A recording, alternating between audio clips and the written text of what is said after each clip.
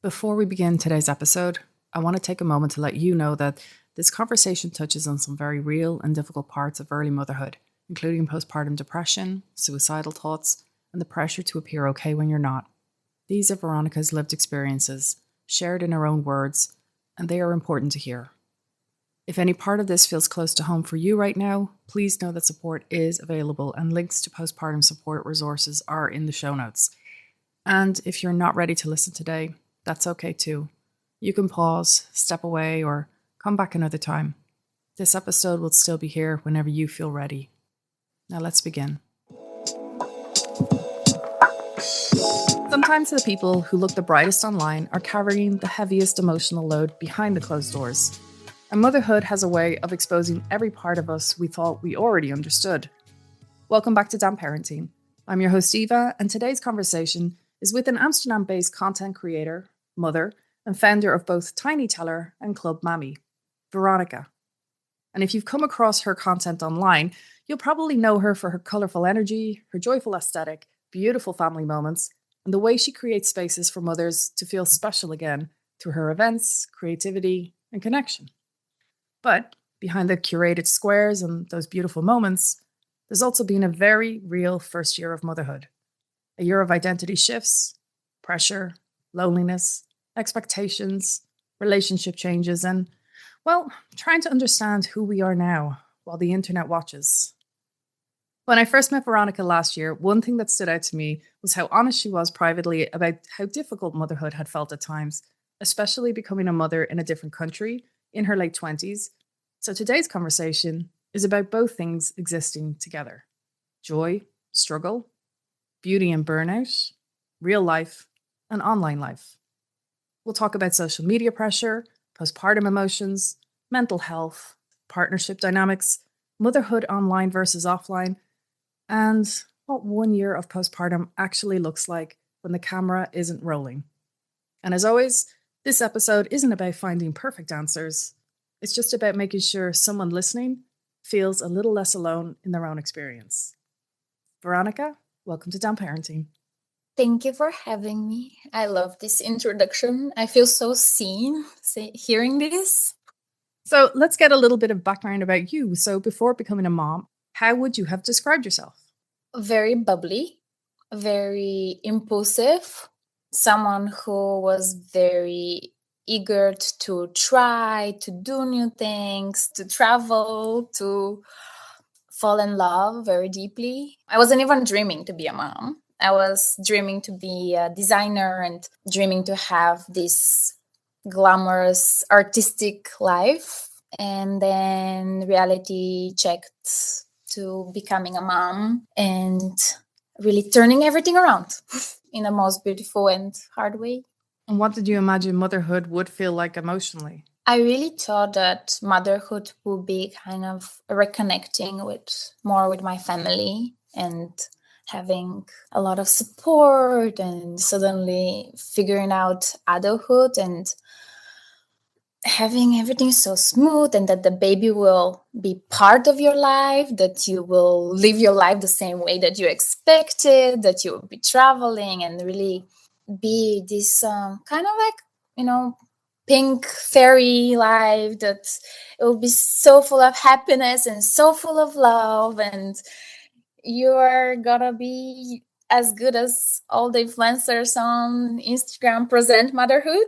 The thing that surprised me the most was the loneliness, to feel that you have someone that is constantly there, but feel completely alone in a world that you're surrounded by so many people and you're living in the most vibrant city that you can think of. And did you think you would naturally fit into motherhood more easily than you have? Oh, no. I was deeply afraid, although I looked like I was chill and excited, but I was very scared because it happened really fast for me. Like, we got engaged and I got pregnant, and then 9 months passed and I was like, wait, 9 months is too little to prepare you into this transition. And I wasn't thinking like, do I have the right support? Do I have someone to call at night? Do I have someone to help me? I don't know, just complain. Do I have anyone to complain to? my dream was never to be a mom, to be stay-at-home mom,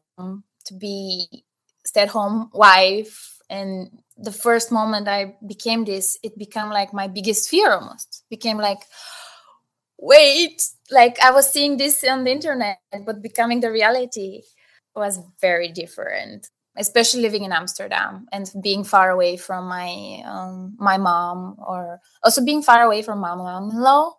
Like it's 1 hour train ride, but even the idea of going there to be helped was, for me, I was like, oh, that's a lot. Even to get out of the house, to prepare in the first year was like a lot. And especially when my husband went back to work, like all the pressure, all the responsibility was like, I'm completely alone in a city that you feel that there's everything. I think a lot of women are shocked by how invisible some postpartum emotions feel, especially when everyone around you thinks you should just be happy and grateful. What do you think was your biggest emotional shock of that first year? Oh, wow. Well, the first moment that it hit me was when my doula left. And even like when she was here, I think it was on the 4th day, it hit me, the hormones, the hormonal shift was like the biggest emotional shift in my life that I wasn't really prepared of. I didn't even knew. It was the first time that I felt like first signs of like what depression is, or like what could it be, that I had like the longest sleepless turn, and then taking very strong sleeping pills, which also affected me on the breastfeeding, which was also like very like emotional for me, because like I was so proud that I'm breastfeeding, that it's happening, and I'm checking the boxes of like what a good mom is. And then suddenly I was hit with like my story of burnout, of my story of like insomnia, and suddenly like all these issues that I had before and I have pressed down suddenly were coming out with 3 times more. And from there it started rolling into going to doctors, having checks, constantly being like, are you okay? And I'm like, I'm okay. And then suddenly I'm like, I feel suicidal and I feel scared to go out, and hearing my mom or be like, but this is the happiest time of your life, and everyone telling you like you have the perfect daughter, you have the perfect husband, everything is perfect, and you're feeling like, oh my God, I made the biggest mistake in your life, and you cannot even say it because people will judge you. And then it started rolling into going to doctors and be like, but are you actually suicidal? Like, actually, I'd be like, is it that bad? And you're questioning, like, is it that bad? Maybe I'm imagining that it's bad. Maybe it's just, I wasn't prepared enough, and doubting yourself, and your family being like, but you're so bubbly, you're so fun, and you're not, and you're afraid to cross the street, and you cannot share with anyone, even your husband, even your mom. And you're like, but I'm crying constantly, and I have episodes all the time, and one day I'm good, one day I'm not.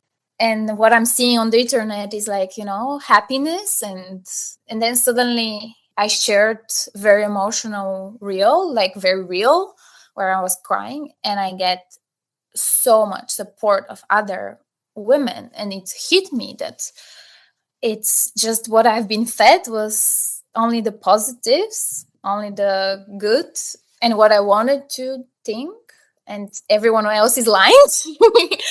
And everyone else doesn't know, doesn't experience the same as me. And also, like, when I share that, I immediately get what's like, don't share that. Don't show the bad, because the people around you will feel bad.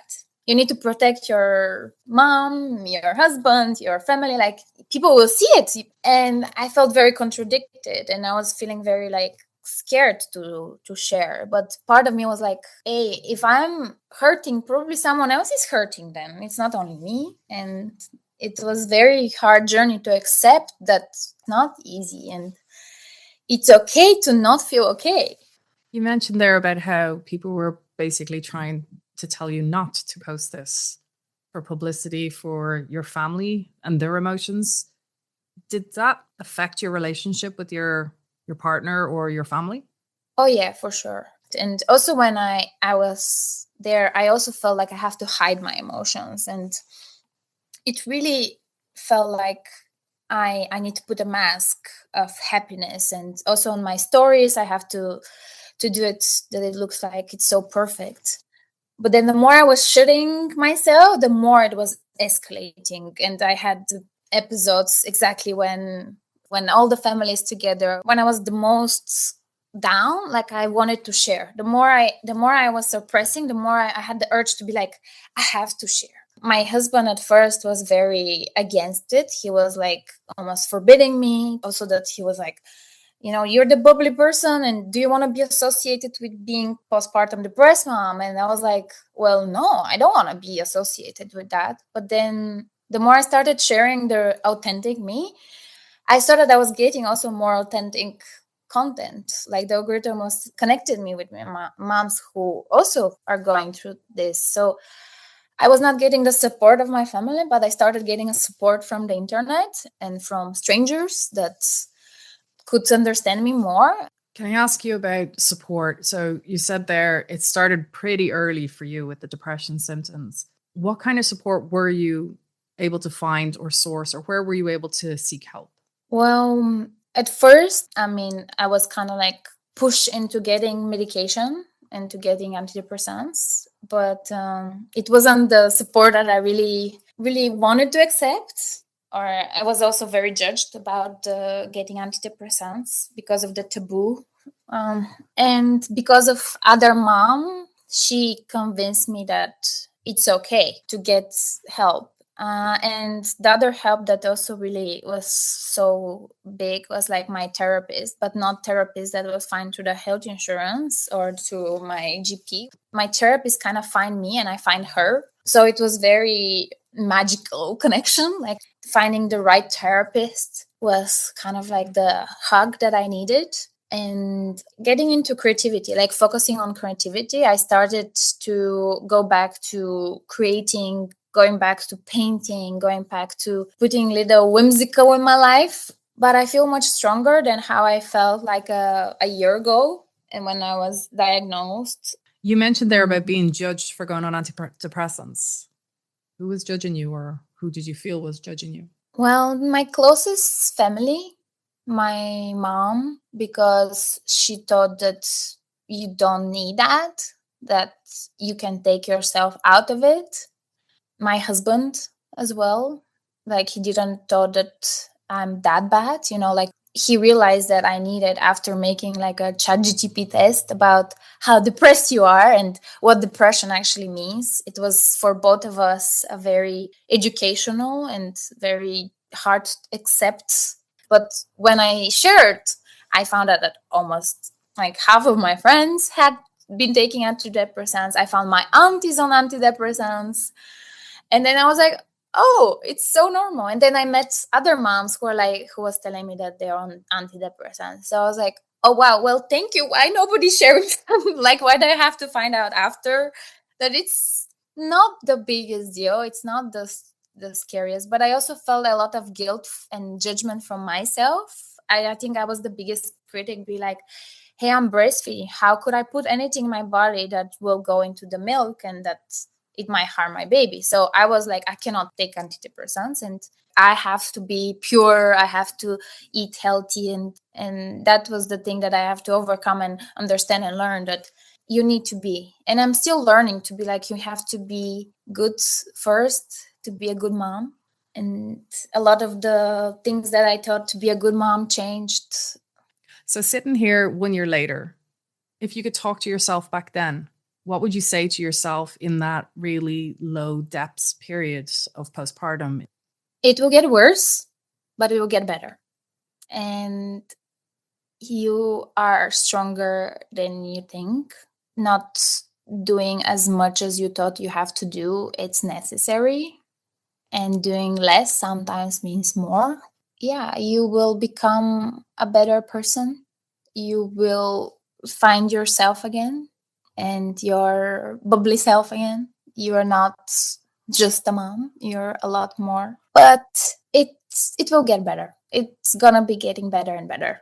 And for anyone out there who's maybe just anticipating it. As we are told by the verloskundige usually that if you have a past with depression, that there could be a chance that that comes back in postpartum period. Is there anything that you could say to them about taking the medication that has been offered? Because this is, as you said, this is not something we talk about. This is not something that's ever, it's a huge stigma. What could you say to the mothers out there who might be going through that? Just take the medication.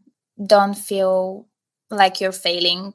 It's not a failing. It's just a little hand pulling you out from down for a short time. It does have side effects, which is not great.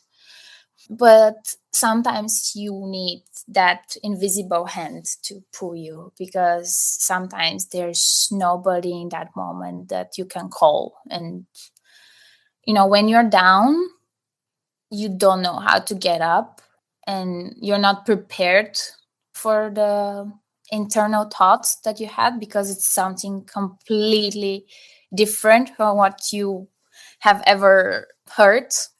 And whatever help you can get, just accept it. Don't fight it. Take the pill and find a good therapist.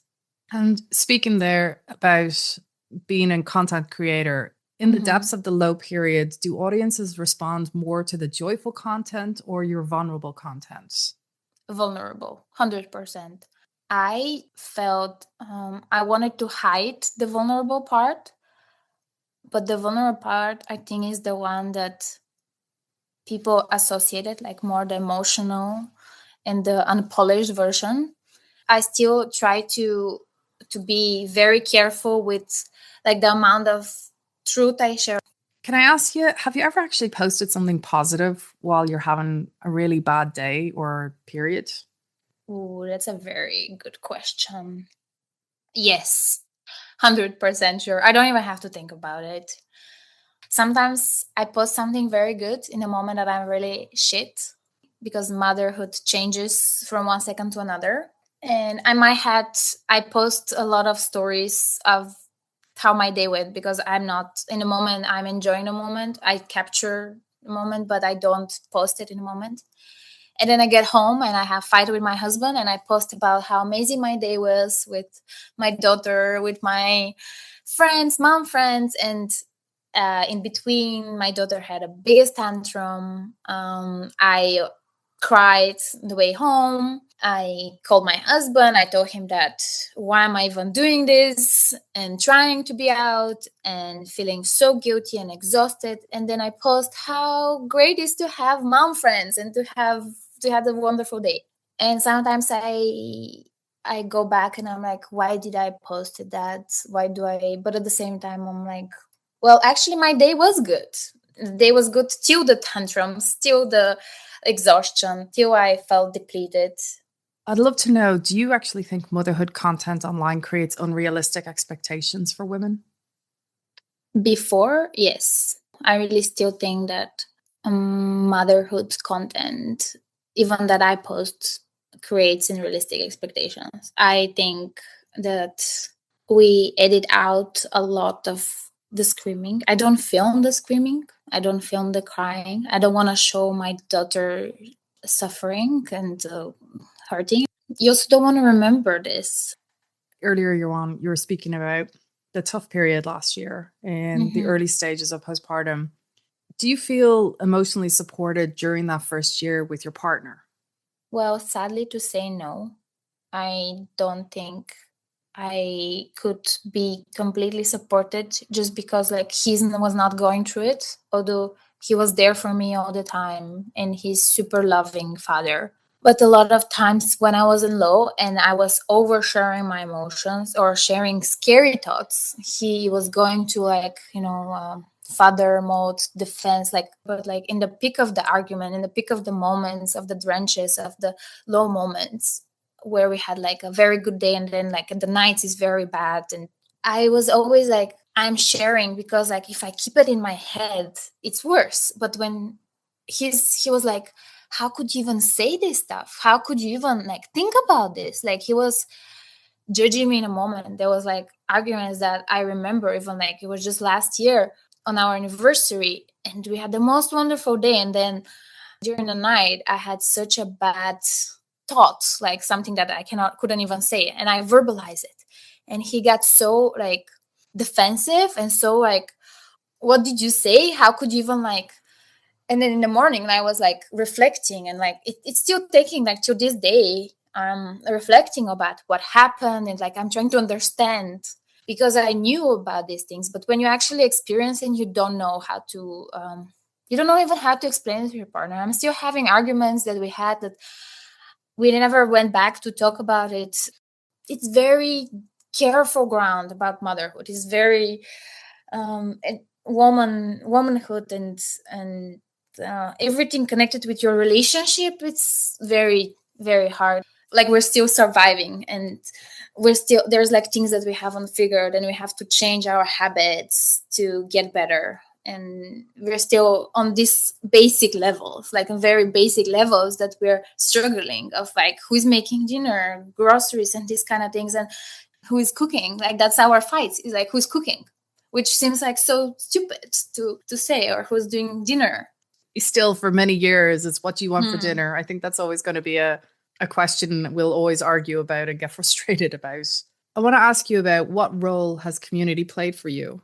Well, it was, I would say, very big. I always felt like I'm a very community-driven person. Only mothers can understand what you're going through. And I was struggling a lot with finding the community that it's really about me, with moms that I met through social media, and through like to build a connection with someone who you can meet. And that's what I wanted to do with Club Mommy, is like I wanted to also find like not women who are like in the trenches, but who can like, you can complain about your husband, you can like, have tantrums, and to be okay, and to have also a place that you can feel as a woman, that you feel like supported. Because like my transition from a girl to a woman to mother was very, very drastic, and very like I didn't have the right people around me. I knew some women, but I always had that kind of like, I felt like very young, surrounded by my mom friends, and I felt like they were doing it so well and like so great. And it was always very hard to meet. After I became a mom, like then I was like, I need mothers. I really need mothers to survive. We need each other. We need to connect with others. And thanks to motherhood, thanks to communities, like I feel better. I feel better. I feel more creative. I feel more that I have voice, that I have people around me that could hear myself. I'm still like struggling with time and organization and these kind of things, but now I know that I have this small group of moms who are going through the similar, and we have each other, and that makes me feel good, that I'm not alone, that I have moms who are also struggling, and this collected struggling kind of like makes me feel like kind of relief, although it sounds weird to say. But I love how it's becoming and supporting, and it's so organic. It feels like it was supposed to happen like this way. I love that Club Mommy just doesn't focus on motherhood, but it actually does focus on women still feeling like themselves.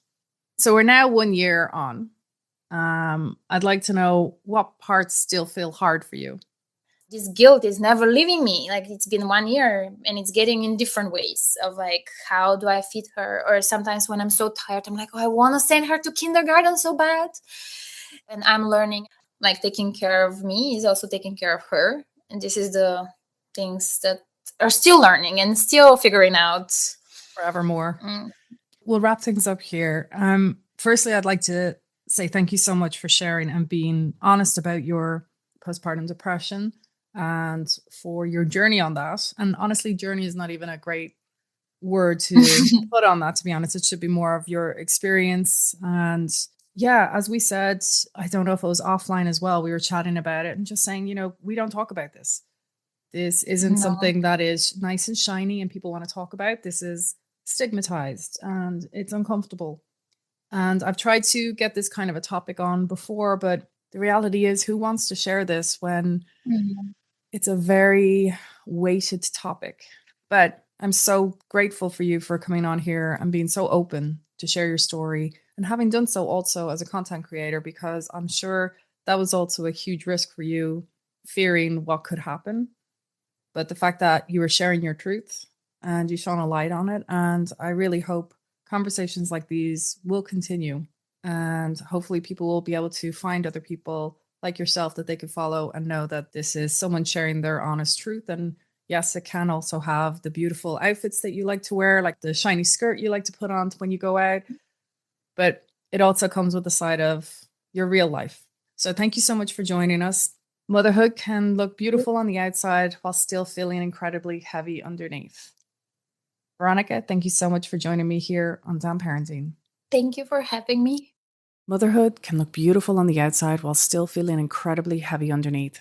And I think conversations like this matter because they remind us that struggling doesn't mean you're failing. It means you're human. Thank you again to Veronika for being open about the parts of motherhood that often stay hidden behind content, routines, aesthetics, and survival mode.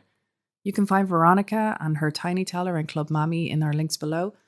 And if this episode resonated with you, especially if you're somewhere in that first postpartum, you're feeling overwhelmed, disconnected, conflicted, or simply exhausted, I hope this conversation reminds you that your experience is shared by more people than you realize.